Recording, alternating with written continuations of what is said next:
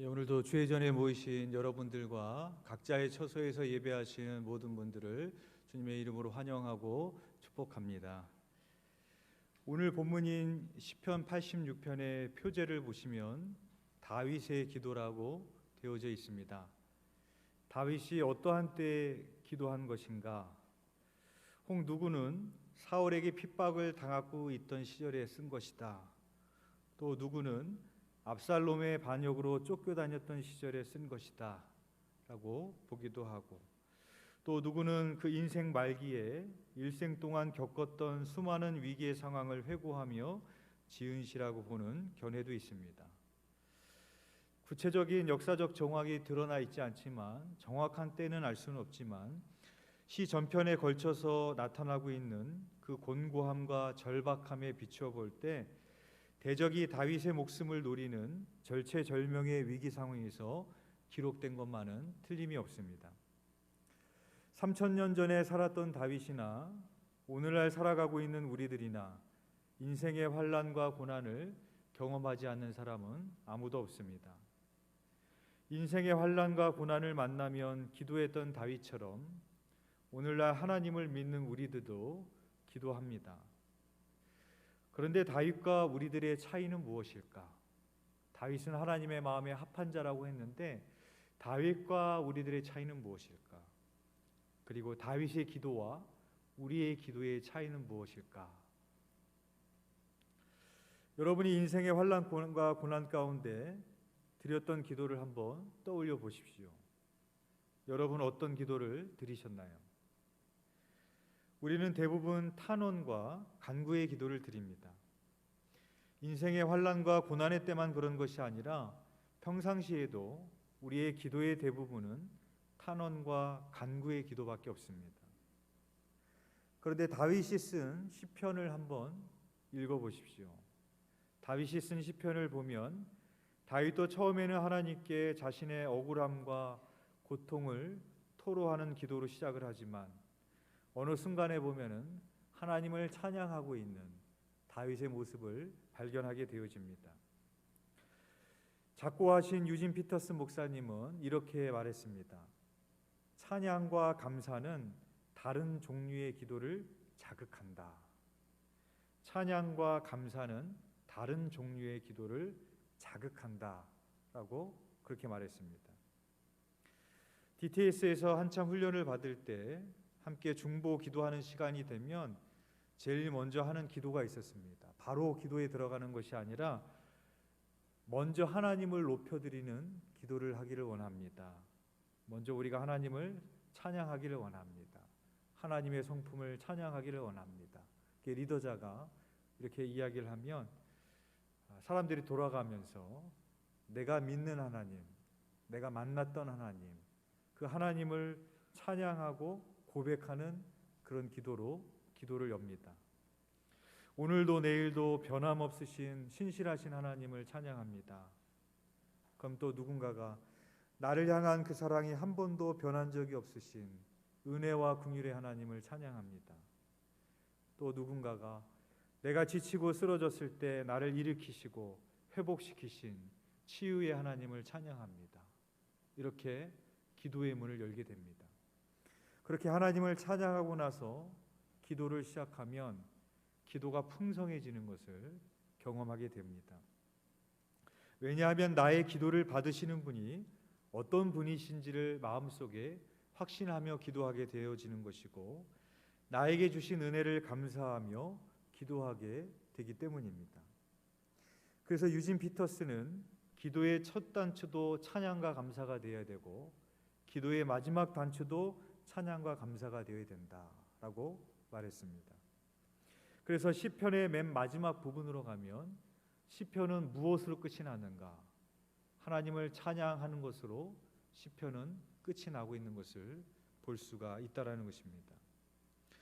오늘 본문 1절부터 7절까지를 보면 다윗도 그 어려운 상황 속에서 하나님께 도움을 구하는 간절한 간구의 기도로 시작을 합니다.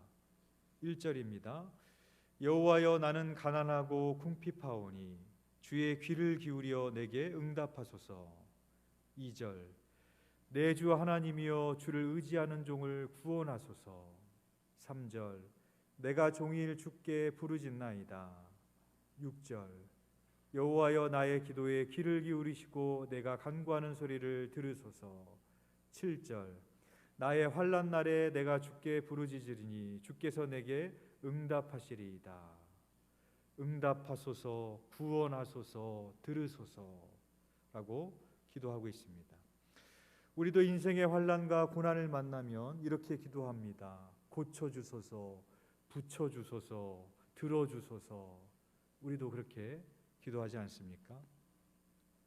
만약에 우리가 하는 기도를 시편으로 기록한다면 어떻게 될까? 아마 7절에서 끝날 겁니다. 간구의 기도로 시작해서 간구의 기도로 끝나니까. 그런데 다윗의 기도는 7절에서 끝나지 않더라고요. 간구의 기도로 끝나지 않더라고요. 다윗은 기도를 하면서 점점 문제의 상황에 집중하는 것이 아니라 하나님은 어떤 분이신지에 대해 집중을 하기 시작합니다. 그래서 그 하나님을 높이고 하나님을 찬양하기 시작합니다. 8절에 보면 주여 신들 중에 주와 같은 자가 없사오며 주의 행하심과 같은 일도 없나이다. 주여 주께서 지으신 모든 민족이 와서 주의 앞에 경배하며 주의 이름의 영광을 돌리리이다. 10절 무릇 주는 위대하사 기이한 일들을 행하시오니 주만이 하나님이시니이다. 다윗은 무엇을 찬양하고 있습니까? 단순히 하나님이 다른 신들보다 뛰어난 신임을 말하고 있는 것이 아닙니다. 하나님만이 유일하신 참된 하나님이십니다. 주만이 참된 하나님이십니다. 주만이 그 누구도 주님처럼 행할 수 없는 주님이십니다. 라고 주님을 높이고 찬양하고 있다는 것입니다. 더 나아가 다윗은 하나님의 성품을 찬양하기 시작합니다.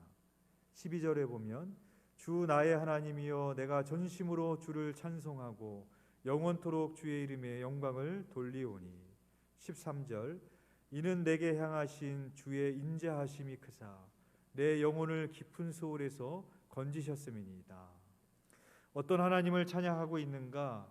내게 향하신 주의 인자하심이 크사. 인자하신 하나님, 그 하나님을 다윗이 찬양하고 있습니다. 이어서 15절에 보면 그러나 주여 주는 긍휼히 여기시며 은혜를 베푸시며 노하기를 더디하시며 인자와 진실이 풍성하신 하나님이시오니. 어떤 하나님을 찬양하고 있습니까? 긍휼하신 하나님, 은혜를 베푸시는 하나님, 노하기를 더디하시는 하나님, 인자와 진실이 풍성하신 하나님. 참으로 하나님은 이런 하나님이시로이다 라고 다윗이 찬양하고 있다라는 것입니다.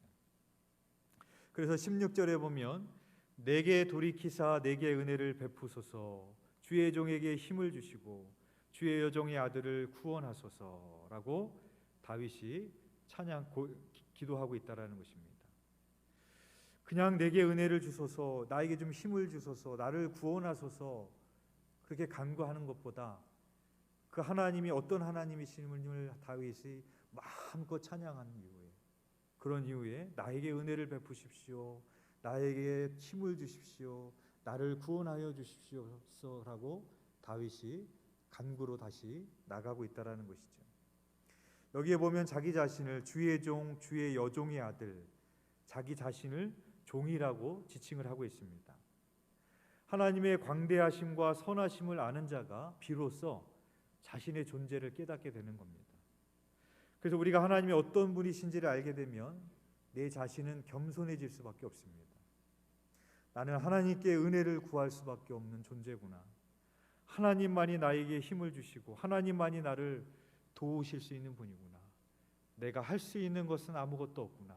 하나님이 오직 나의 인생의 주인 되시고 모든 것 되시는구나 라는 것을 깨닫게 될 때 우리는 주님 앞에 종의 모습으로, 겸손한 모습으로 서게 되어진다라는 것이죠.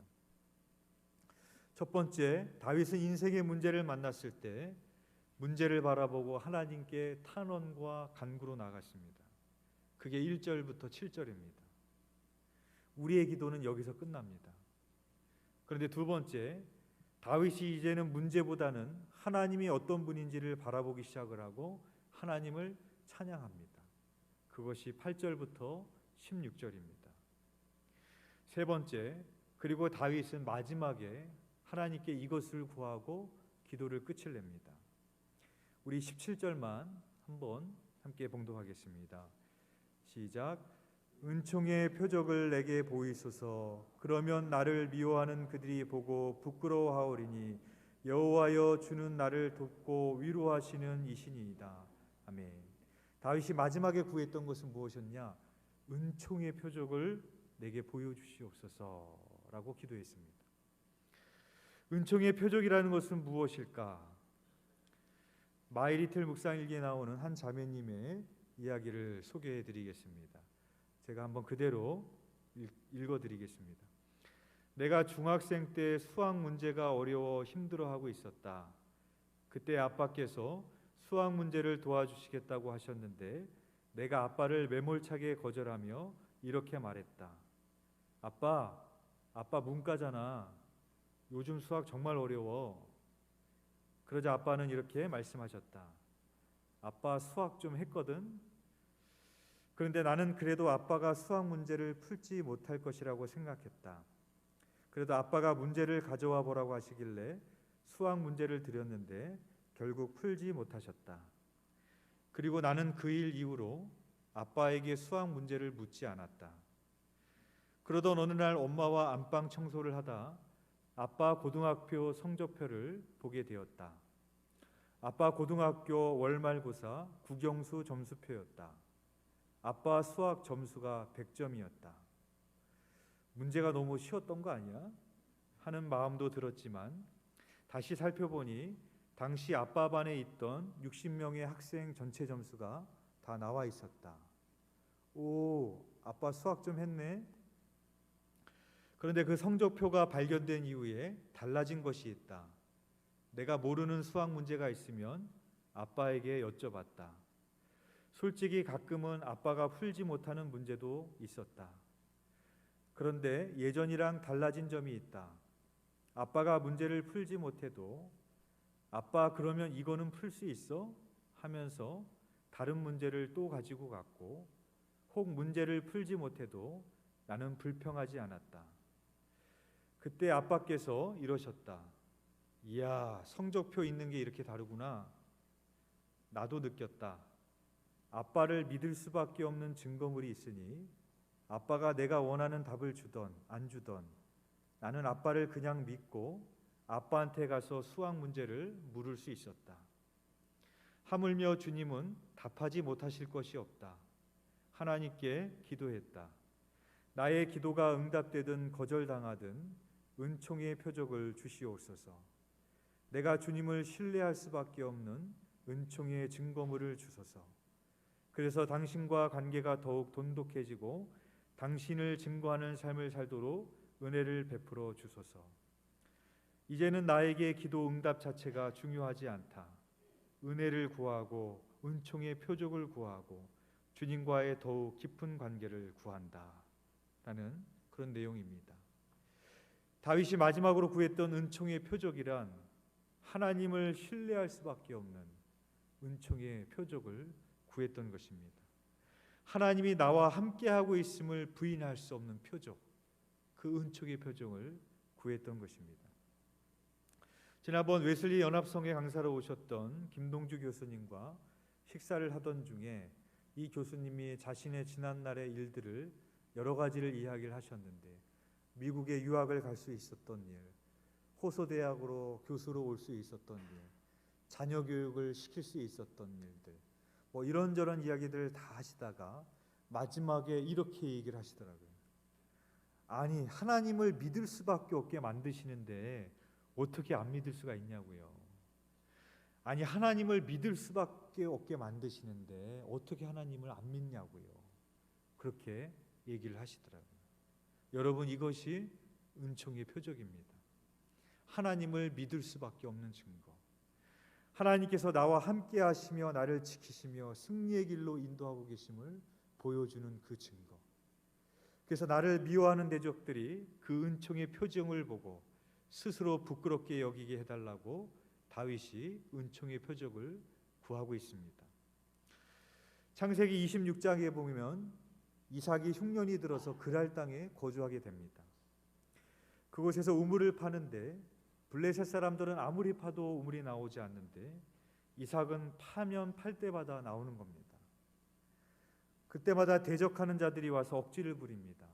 와서 우물을 뺏는 겁니다. 이삭이 억울하니까 싸울 법도 한데 이삭이 싸우지 않습니다. 이삭이 양보하고 다른 데 가서 우물을 파면 또 우물이 나옵니다. 그러면 대적들이 또 찾아와서 우물을 또 뺏습니다. 또 싸울 법한데 이삭은 싸우지 않고 또 양보하고 다른 곳에 가서 우물을 파니까 또 우물이 나옵니다. 이렇게 몇 번을 반복하니까 블레셋 아비멜렉이 그것을 보면서 두려운 마음이 생겼습니다. 이상하다, 우리는 매일 파도 안 나오는데 어떻게 저 사람은 하는 것마다 저렇게 잘 될까? 라는 생각이 들기 시작했던 것이죠. 그리고 이삭에게로 찾아갑니다. 그랬더니 이삭이 얼마나 지겨웠던지, 너희가 나를 미워하여 내가 너희를 떠났거늘 여기까지 찾아왔느냐라고 이야기합니다. 또 나를 괴롭히러 왔어? 또 뺏으러 왔어? 그렇게 이야기한 거죠. 그랬더니 그들이 이렇게 말합니다. 창세기 26장 28절과 29절입니다. 그들이 이르되 여호와께서 너와 함께 계심을 우리가 분명히 보았으므로 우리의 사이 곧 우리와 너 사이에 맹세하여 너와 계약을 맺으리라. 너는 여호와께 복을 받은 자니라 하고 말을 합니다.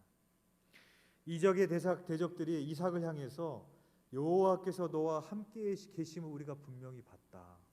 너는 참으로 복 있는 자다라고 말했다라는 것입니다. 하나님을 믿지 않는 자들도, 이삭을 대적하는 자들도 이삭을 보면서 하나님이 함께하고 계시는 은총의 표적을 보게 되었다라는 것입니다. 그래서 이제는 그를 뺏는 것을 두려워하는 마음을 갖게 됩니다. 왜? 하나님이 지키시는 자니까, 하나님께서 보호하시는 자니까. 그래서 그를 하나님이 복 주시는 자다 하면서 오히려 계약을 맺게 되는 것을 보게 되어지는 것입니다. 사울이 다윗을 시기해서 죽이려고 했습니다. 그런데 다윗이 사울을 죽일 기회가 있었습니다. 그런데 다윗이 사울을 죽이지 않았습니다. 그런 다윗의 모습을 보면서 사울이 마음에 감동을 받습니다. 자기를 2번씩이나 살려주는 다윗을 보면서 사울이 이렇게 말을 합니다. 사무엘상 24장 17절에 보면 다윗에게 이르되 나는 너를 학대하되 너는 나를 선대하니 너는 나보다 의롭도다. 20절에 보면 보라, 나는 내가 반드시 왕이 될 것을 알고 이스라엘 나라가 내 손에 견고히 설 것을 아노니 라고 사울이 이야기를 합니다. 내가 학대했지만 나를 선대하는 모습을 보면서 너 참 의로운 사람이구나, 그렇게 이야기를 하고, 하나님께서 너를 통해서 일하시는구나, 하나님께서 너를 예비하고 계셨구나, 하나님이 너를 통해서 왕이 될 것을 내가 이제 알았고, 하나님이 너를 통해서 이스라엘 나라를 견고히 세우실 것을 이제는 내가 알았다 라고 사울이 그렇게 이야기를 했다라는 것입니다. 사울의 입에서 다윗을 축복하는 그런 말이 나오게 됐고, 사울은 스스로 자기를 부끄럽게 여기게 되었다라는 것입니다. 여러분, 사울은 왕입니다. 왕권을 가지고 있는, 막강한 힘을 가지고 있고 막강한 군대를 거느리고 다윗을 쫓아다녔습니다. 그와 반면에 다윗은 자기를 방어할 수 있는 능력이 하나도 없는 사람입니다. 군대도 없어요. 힘도 없습니다. 그런데 그 다윗 하나 죽일 수 없는, 여러 차례 죽이려고 시도했지만 왕임에도 불구하고 군사를 끌고 가도 다윗을 죽이지 못하는 것을 보면서 사울은 무엇을 보았느냐? 다윗을 지키고 계시는 그 하나님을 본 겁니다. 그 은혜의 은총의 표적을 본 겁니다. 그래서 다윗을 그렇게 의롭다라고 말하면서 축복했다라는 것이죠. 여러분, 이것이 다윗의 인생에만 있었을까요? 우리의 인생에도 하나님께서 은총의 표적을 보여주실 때가 있습니다. 저도 운전을 하면서 아찔한 순간을 경험할 때가 몇 번 있었는데, 한 번은 아찔한 순간을 경험했는데 그 순간이 탁 지나고 난 다음에 휴, 살았다라는 안도의 한숨이 나오는 것이 아니라 그런 하나님이 그렇게 말씀하시는 것 같더라고요. 야, 내가 너 이번에도 너 살려줬다. 그런 말씀을 하시는 것 같더라고요. 그래서 내가 운이 좋아서 산 게 아니라 하나님께서 나 살려주신 거구나. 그런 생각을 갖게 됐어요. 그런 순간들을 너무 많이 경험을 합니다. 어떨 때는 뭔가를 열심히 해보려고 하는데 그것들을 다 막으시는 하나님의 모습을 볼 때도 있어요. 아, 하나님이 원하시는 게 아니구나. 하나님이 하지 말라고 하는구나. 그러면은 그것을 중단할 때도 있습니다. 이것은 하나님의 자녀인 하나님과 우리의 사이에서만 하나님과 나만이 하는 그런 겁니다. 은총의 표적. 아, 이거 지금 우연이라고 말하는 게 아니라 이게 우연으로 생긴 게 아니라 우리 이렇게 고백하잖아요. 하나님이 하신 거구나. 하나님이 날 사랑하셔서 이거 주셨구나. 하나님이 이 문제 해결해 주셨구나. 하나님이 이거 나 고쳐 주셨구나. 우리는 하나님이 해주셨다라는 것을 고백할 수 있게 되어지는 겁니다.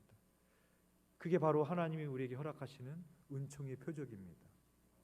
우리는 기도의 응답을 구합니다. 기도의 응답을 받는 것도 중요하지만 기도의 응답보다 더 중요한 것은 은총의 표적입니다.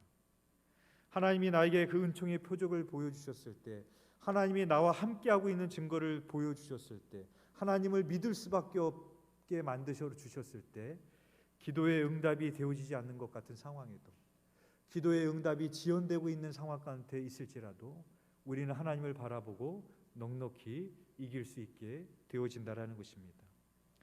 바라기는 때로는 기도의 응답이 되어지지 않는 것처럼 느껴지는 그 상황 속에서도 은총의 표적을 통해서 하나님과의 더 깊은 관계 속으로 나아가실 수 있는 저와 여러분이 되시기를 주님의 이름으로 축원드립니다. 기도드리겠습니다.